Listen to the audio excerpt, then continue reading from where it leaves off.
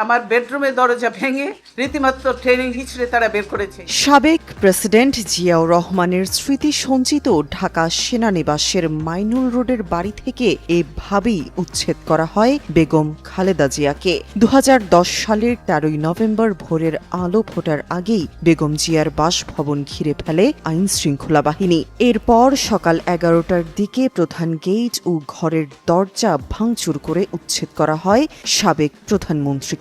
ওনারা ধাক্কা দিয়ে আমাকে গাড়িতে উঠিয়েছেন, আমার পরিবারের সদস্যদের গায়ে। সে সময় খালেদা জিয়া বলেছিলেন, জবরদস্তি করে আমাকে বাড়ি থেকে বের করে দেওয়া হয়েছে। গ্রিল কেটে তালা ভেঙে ভেতরে ঢুকে আমার লোকজনকে মারধর করেছে, লাথি মেরে বেডরুমের দরজা ভেঙেছে, আমাকে টানতে টানতে বাইরে এনেছে। সারা দিন কিছু খেতে পর্যন্ত দেওয়া হয়নি, অথচ তারা বলেছে আমি নাকি স্বেচ্ছায় বাড়ি ছেড়ে দিয়েছি।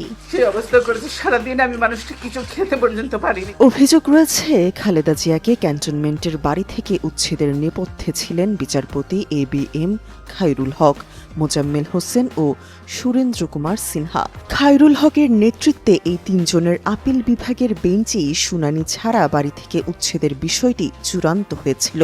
সে সময় খালেদা জিয়া রায়ের বিরুদ্ধে আপিল করলেও শুনানিতে অংশ নিতে দেওয়া হয়নি তার আইনজীবীদের।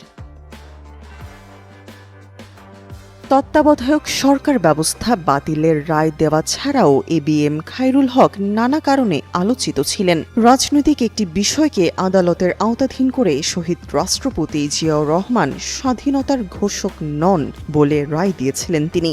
এভাবেই বিভিন্ন সময়ে আওয়ামী সরকারের ইচ্ছে বাস্তবায়নের উপহার হিসেবে কয়েকজন জ্যেষ্ঠ বিচারপতিকে ডিঙিয়ে খায়রুল হককে প্রধান বিচারপতি করেছিলেন শেখ হাসিনা। এমনকি অবসরের পর তাকে আইন কমিশনের চেয়ারম্যানের দায়িত্বও দেওয়া হয়েছিল।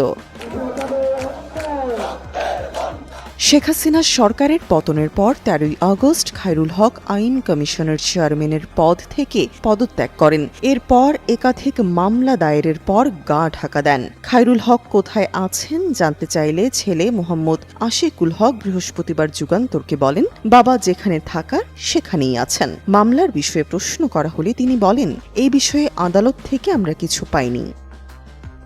তামান্না তাবাসসুম, যুগান্তর নিউজ।